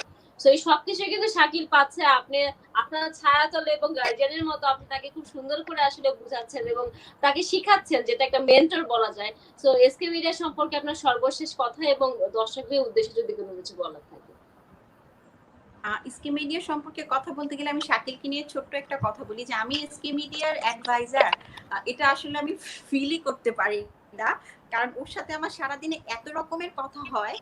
ওই যে আমি বললাম যে খুবই বকাবকি দেই যে এখন না পরে, দেখা গেল ফোন করতেছে আমি ধরিই না, আবার আবার ধরতেছি, মানে কোনো ঠিক নাই। আর ওর কথা আমি যেটা বলবো যে আমার বাবার কিছুদিন আগে এভার কেয়ারে সিআরটিডি মেশিনটা বসানো হয়েছে। ওই সময় আমি হয়তো শাকিলকে থ্যাংক ইউটা দিতে পারিনি, কারণ আমার অনেক কাছের আত্মীয়, আমার অনেক ঘনিষ্ঠ বন্ধু বান্ধব কেউ কিন্তু করোনার জন্য আমার বাবার সার্জারির সময় আসেনি। ওই যে আপনি এইগুলো ঠিক না, আপনি এইগুলো বলা ঠিক না। তো ওটি থেকে পুরোটা সার্জারি পুরোটা সময় কিন্তু শাকিল ছিল। ওয়াও। মানে এবং ও যে আসবে আমি কিন্তু তাও জানতাম না। ও আমাকে হুট করে ফোন করে বলছে, আপু আঙ্কেলকে ওটিতে নিছে? আমি বলছি নিছে। বলছে আচ্ছা ঠিক আছে। একটু পরে বলছে আপনি তুমি কয় তলায়?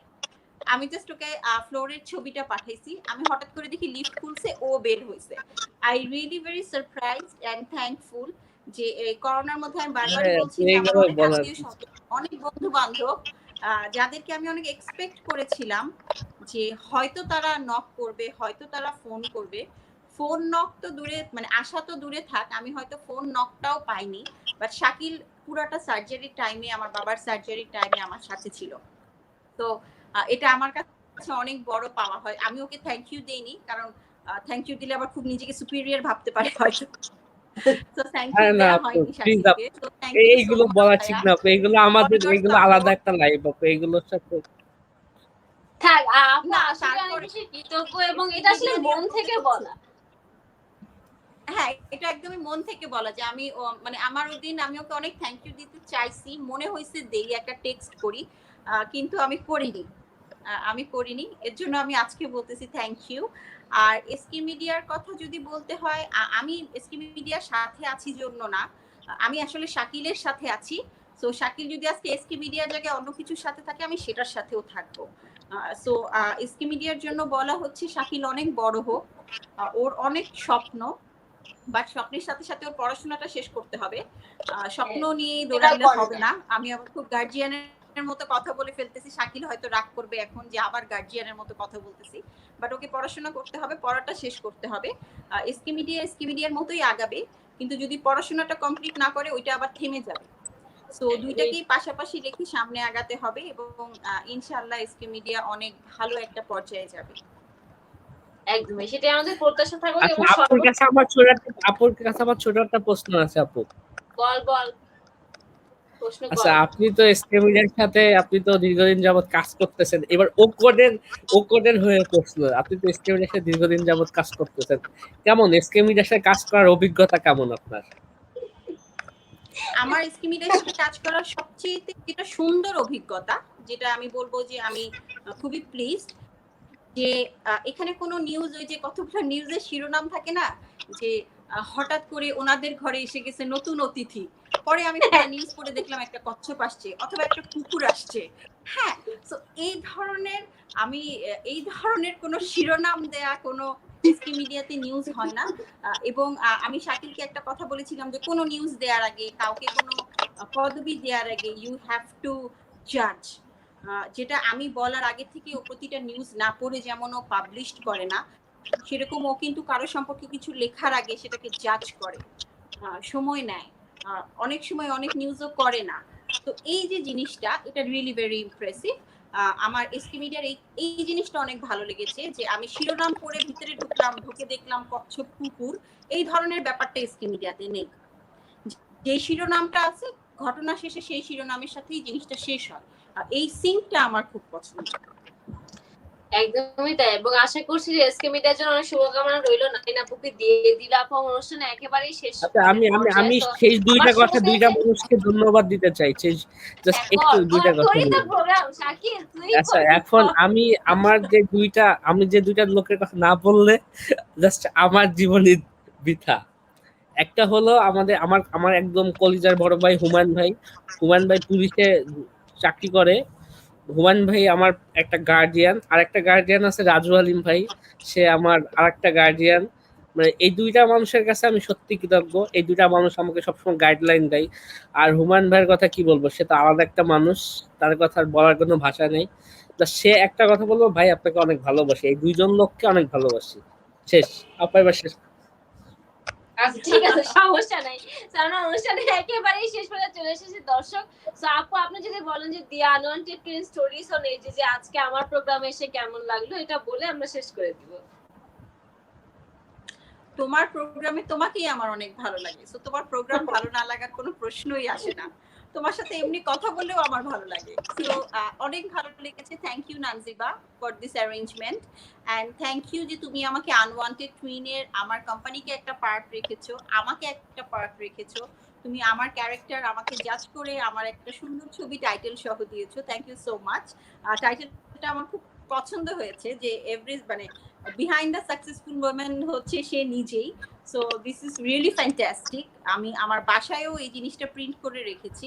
আমার কোনো খুব কম কিছু নিউজ আছে যেটা আমার প্রিন্ট করা, আর তোমার এই ছবিটা আমার প্রিন্ট করা আছে। থ্যাংক ইউ সো মাচ আপু। কিন্তু আপা আমার সাথে এগ্রিমেন্ট করা কোনো ছবি নাই, ঠিক আছে, মাথায় থাকলো আমার এত সুন্দর করে ফটোশুট করে এগ্রিমেন্টটা করলাম। 7টা না 10টা? আরে বাবারে, ঠিক আছে, মনে থাকবে, আমার মনে থাকবে। আর আমার তো দুঃখ, নানজিবাবার প্রজেক্টে কিন্তু আমাকে রাখে নাই, এটা তো দুঃখ। নানজিবাবার প্রজেক্টে কিন্তু আমাকে রাখে নাই। আর না হয় না আপু বলেন, প্রজেক্ট কি শেষ হয়ে যাচ্ছে দেখি, জীবনের শেষ প্রজেক্ট, আর কি প্রজেক্ট হবে না? এটা বড় প্রজেক্ট। ছোটদের নিয়ে প্রজেক্ট ছিল না তো শাকির, এটা বড়দের নিয়ে ছিল। ছোটদের নিয়ে হলে তোকে দিবে।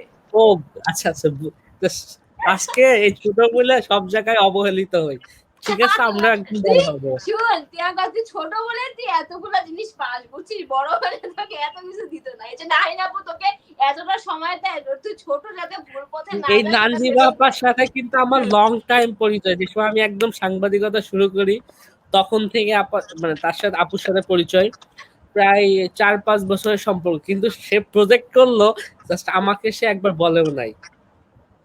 ওই যে বললাম না, এটা আমি তো বলে দিল যে এটা বড়দের ছিল রে বাবা। আমি এমনকি আমি শুটে গেছি, নানজিবা আপুর শুটে পর্যন্ত আমি গেছি। যাই সমস্যা নেই, আমরা শাকিল দুঃখে বের হয়ে গিয়েছে, সমস্যা নেই। তো নাহিন আপু অনেক ভালো থাকবেন, সুস্থ থাকবেন, এমনই থাকবেন, হাসি খুশি এবং আমাদের ছোটদের ছায়া হয়ে আপনি থাকবেন, সেটাই আসলে প্রত্যাশা। আপনার জন্য অনেক শুভকামনা রইল। আপনার শুধু এই বছরের ঈদ না, প্রত্যেকটি ঈদ আরো অনেক বেশি সুন্দর যাক, সেটাই প্রত্যাশা জানিয়ে আজকের মতো আমি বিদায় নিচ্ছি। আপনি ওখান থেকে লিভ নিতে পারেন আপু, আমি দর্শকদের সাথে কথা বলে আবার আমি চলে যাব। ওখান থেকে আপনি চাইলে লিভ নিতে পারেন। Okay, thank you. Thank you আপু। ওকে, তো সুপ্রিয় দর্শক, আপনারা দেখছিলেন the unwanted twin stories on SDG with Nanjiba Khan. এবং আজকে আমরা কথা বলছিলাম বিভিন্ন বিষয় নিয়ে, স্পেশালি আজকে ঈদ কেমন গেল সেটার জন্য আমরা একজন খুব বাংলাদেশের খুব one of the most prominent এবং যেটাকে বলে যে ডিজাইনার প্লাস হচ্ছে কর্পোরেট সেক্টরেও কিন্তু ডিজাইনিংটা একসাথে যে করা যায় সেটাকে প্রমাণ করে দিয়েছে এমন একজন ব্যক্তিত্ব নাহারিন চৌধুরীর সাথে কথা বলছিলাম। এবং সেই সাথে আমাদের সাথে ছিল এসকে মিডিয়ার ফাউন্ডার শাকিলুর রহমান। শাকিল থেকে দেখি আমার হাসি আসে। আমার নেটওয়ার্ক, আমি এমন জায়গায় আছি, আমার এখানে নেটওয়ার্ক অনেক সমস্যা, জাস্ট অটোমেটিক নেটওয়ার্ক। আমি আসলে ছোট করে বলে রাখতে চাই যে শাকিল কিন্তু এখন মাগুরাতে আছে এবং সত্যিকার অর্থে আমি ঢাকা থেকে যখন শো রান করি তখনই অনেক বেশি চ্যালেঞ্জিং হয় নেটওয়ার্কে, প্লাস হচ্ছে 3-4 জন বা 2 জন একসাথে হলে নেটওয়ার্কে একটু প্রবলেম হয়। সো মাগুরার মতো একটা জায়গায় বসে কিন্তু একটা শো রান করা প্লাস সিস্টেমেটিক্যালি আমি যখন বলছি টিভিসি প্লে করতেও করছে এবং নিজে বের হচ্ছে, না হয় না আপুকে বড় করে দেখাচ্ছিল। সো এই যে টেকনিক্যাল ইস্যুগুলো এগুলো কিন্তু রান করা আসলে অনেক বেশি চ্যালেঞ্জিং, সেটার জন্য শাকিলকে অনেক বেশি ধন্যবাদ। এবং আজকে শাকিল আর আমি একসাথে বিদায় নিব। সুপ্রিয় দর্শক, শাকিলের জন্য অনেক দোয়া করবেন। শাকিল সত্যিকার অর্থে খুব কর্মঠ একটা ছেলে, যতই আমরা গালি দেই না কেন, বকা দেই না কেন অফ স্ক্রিনে, বাট অন স্ক্রিনে এটা সত্যি একটা কথা যে অনেক বেশি স্ট্রাগল করা একটা ছেলে। ছোট থেকে একদম অনেক অল্প বয়স থেকে, হয় না যে আমরা ফিল্ডে কাজ করে রোদে পুড়ে বা এটার যদি কোনো ওয়ার্ড থাকতো সেটা আর কি আপনি মডার্ন ভার্সন যদি হয় সেটা হচ্ছে শাকিলুর রহমান। তো শাকিলের জন্য অনেক বেশি শুভকামনা রইল, এসকে মিডিয়ার জন্য অনেক বেশি শুভকামনা রইল। আপনার কাছে মনটা ভরে গেল, বলে গেল কি বলে। এখন তুই আমাকে বল শাকিল, আমাকে তুই বল যে আমার প্রোগ্রামে এসে তোর কেমন লাগলো, এটা তোকে জিজ্ঞেস করা হয়নি। আচ্ছা, আর অবশ্য অনেক ভালো। আর নানজিবা আপার মতো এত বড় একজন মানুষের শোতে গেস্ট হতে পেরে আমার জীবন ধন্য হয়ে গেল। আর মঞ্জুলা আপুরে আমি অনেক আগে থেকেই চিনি, অনেক আগে থেকেই ফলো করি। যখন সে বিডি নিউজে ছিল, তার নিউজ, তার ভিডিও স্টোরি সবকিছুই দেখতাম। সেই তখন থেকে নানজিবা আপুকে চিনি, প্রায় 2014 থেকে আমি চিনি, এখন 21 সাল, অনেক লং টাইম তাকে চিনি। এবং তার কাছেও আমি কৃতজ্ঞ, সে অনেক হেল্প করছে আমাকে, আশা করি সামনেও অনেক হেল্প করবে। আর আর কোনো মানে কি বলবো আমি নিজেও বুঝতে পারতেছি না, জাস্ট ধন্যবাদ আপু। তবে তুই অনেক সুন্দর কথা বলা শিখেছিস, যেটা আমাকে অনেক বেশি মুগ্ধ করেছে। তুই আগে বলতি যে আপু আমার ভালো লাগে না, আমি কি ইন্টারভিউ দিব, আমি কথা বলতে পারি না, বাট তুই সাহস করে আসলে অনেক সুন্দর করে কথা বলিস এবং তোর ইচ্ছা, তোর গোল এটা কিন্তু আমার জীবনের দ্বিতীয় লাইভ। আমি কখনো লাইভে আসি নাই, বা আমার কথা বলতে কেন যেন ভয় লাগে, আর ক্যামেরার সামনে আসলে আমি কথা বলতে পারি না, কথা বেরোয় না, মানে কি একটা বিষয়। আর একটা সব থেকে এই লাইভে কথা বলা একটা অভিজ্ঞতা লাগে, যে অভিজ্ঞতা আমার কখনো নেই, বা আমি কখনো বলি নাই। কখনো কেউ বললো লাইভে আসতে হবে, আমি আগেই বলতে ভাই আপনি যা বলেন আমি লিখে দিচ্ছি, বা যদি কিছু বলতে হয় আমি জাস্ট লাইভে আমি আসতে পারবো না। যা সমস্যা নেই, তুই আসলে অনেক সুন্দর করে গুছিয়ে কথা বলেছিস, যেটা আমার কাছে অনেক ভালো লেগেছে। তো আজকের মতো আমি নাজিবা খান, দি unwanted twin stories on AGD থেকে বিদায় নিব, এবং আমার সাথে এতক্ষণ ছিল নাহারিন চৌধুরী এবং সেই সাথে founder of skmediabd.com Shakilur Rahman, আমার হাতের বাঁ পাশে আসলে যাকে আপনারা দেখতে পাচ্ছেন। তো আমরা দুজন আজকে বিদায় নিব। সবাই ভালো থাকবেন, সুস্থ থাকবেন, আশা করছি দি আনওয়ান্টেড টুইনের পেজ থেকে এবং সেই সাথে skmediabd.com এর পেজ থেকে আপনাদের সবার কাছে আর সুন্দর কোন একটা অনুষ্ঠান নিয়ে হাজির হয়ে যাব। সবাই ভালো থাকুন, সুস্থ থাকুন।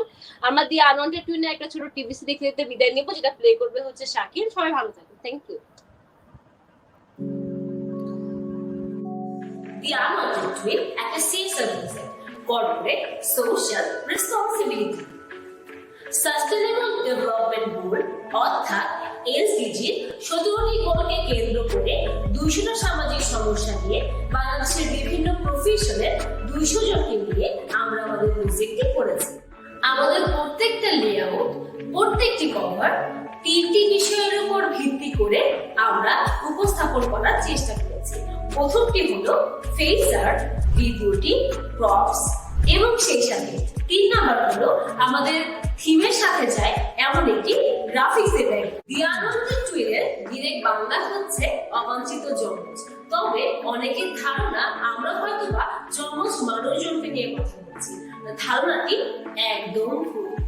দি আনওয়ান্টেড টুইনের অর্থ আমরা যেভাবে বলার চেষ্টা করেছি, দি আনওয়ান্টেড টুইন মানে নিজের দ্বৈত সম্পর্ক।